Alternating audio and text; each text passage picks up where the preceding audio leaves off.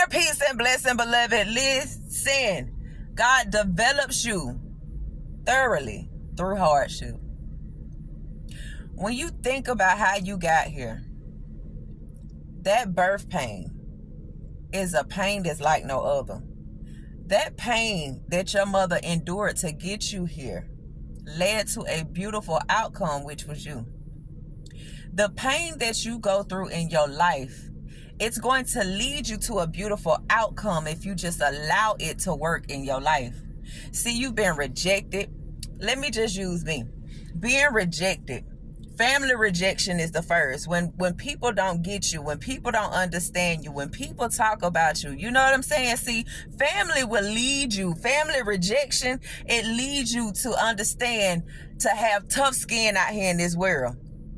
When they don't understand you, when the blinders are still on them, they think that you're weird, that you're crazy, that you're always problematic, but they don't understand that God used you as a sacrificial lamb for that bloodline to take on and bear the weight of that bloodline so that it can be cleansed. God used you to help them to come out of situations, to come out of generational curses. God used you.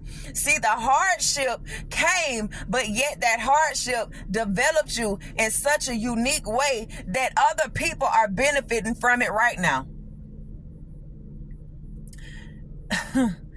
Go ask the bulk of these true prophets, pastors, whoever.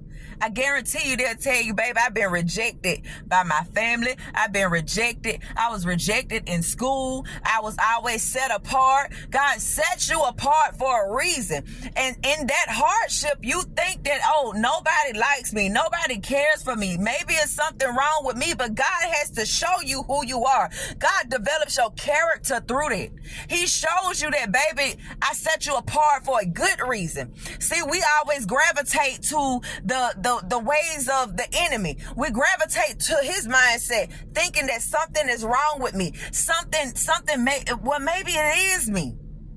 But you know within yourself that it's not you, but because so many people have told you, you weird, or you, I don't know, something seem off with you.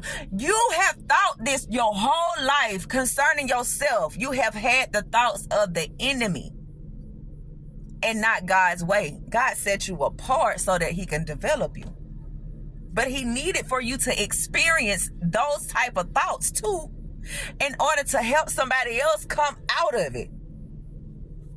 This is why it works for your greater good. Both bad and good, it works for your greater good, because you understand it from both perspectives.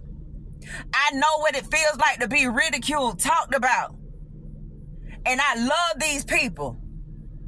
And yet they hurt me. Yet they play woe is me, they victim. When they hurt me, he teaches you how to come out of it. He shows you how not to develop a pity party for yourself. See, in that hardship, you're growing character. You're understanding your way through this life. You're understanding purpose. See, that pain is birthing purpose. But yet you think, or you thought once, that what's the point of this stuff? What's the point, bruh? Is this all to life? It's not all to life. It's the beginning of a new thing.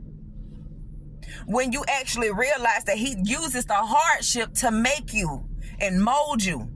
Nothing that you mold and make or break down to redefine it, which is molding it, shaping it, comes easy. There's a lot of different applications that you must do in order to mold it the right way. And so he takes you from what you was born into, and he takes this beautiful one that he knows that he's going to use for his gain and his greater good. He knows that he's going to use the development that he's taking you through to bring forth a harvest in not only your life, but in the life of those that you must impact.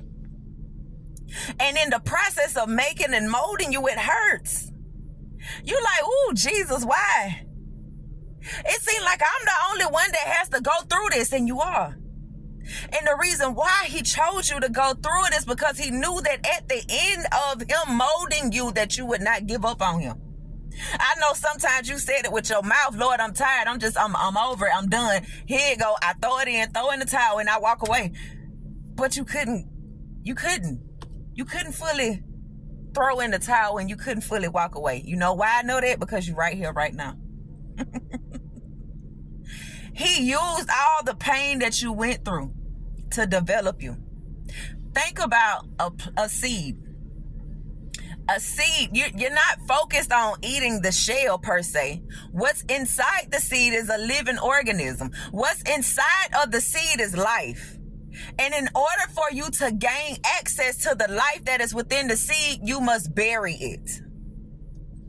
In order for you to gain life and life more abundantly in God, you must bury the flesh. You must bury the ways that you have thought was right. You must bury the carnal mindset that you once had and learn how to be reprogrammed by kingdom and his way. You got to bury the old man. He said, in order to follow me, you must give up yourself. You must unalive self, meaning the flesh, meaning these ways, meaning the ways that this thing thinks. Because the way this thing thinks is not fit for the kingdom. It's limited. So back to the seed. So you must bury it first in the ground. And not only bury it, but you must water it, right? Some plant, some water. Come on, here we go again. This is why God used agriculture. So you must water it in order for the shell to break. In order for what's in it to break free. This is why God says some plant, some water, but he gives the increase. Now, as the seed has as the shell has broken open, so that the living organism that is within it, the spirit man that is within it, it comes out. And not only does it come out, but it takes root, meaning it takes establishment. It establishes itself in fertile grounds. The fertile ground, the soil, the rich soil is God. You establish yourself in fertile grounds. You establish yourself in these type of grounds, which is God. Alive, but yet no one sees you yet. They begin to see the manifestation thereof of what you had to go through in the soil process. Once they begin to see you sprout, baby, there's been a change that has happened to you 15 to 20 times before you actually sprouted through the ground. Before you peaked. They don't understand that yet. Once they see that, they think that, oh, it's life right there. And it is life. But that life has went through so many different things in order for it to surface. And see, when God is ready for you to surface and look and think about when it comes out of the ground, what does it go to? The sun.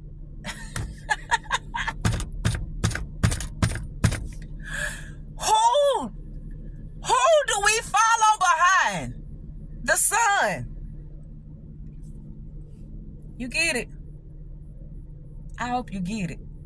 I hope you get it. I hope you get it. Please get it. If you don't get it, repeat this one. The development of your life is the way God intended for it to be in order to build you. You need pressure. You need it in order to get to the place that you need to go in him. Because once you are firmly established in God, there's no moving out of that. You're able to help the next man come from that place which you once were, the old man, the grave clothes. You're able to help him come out and be developed in the right way so that he can learn how to live. God develops you through the hardest times in your life. But you got to learn to trust him. Come out of your old way of thinking and see it from God's perspective. Not everything is a negative. A lot of things are positive. You just got to see the positivity in God and what he's doing in your life. Listen, my time is up. I love y'all. And as always, I will see you on the next video.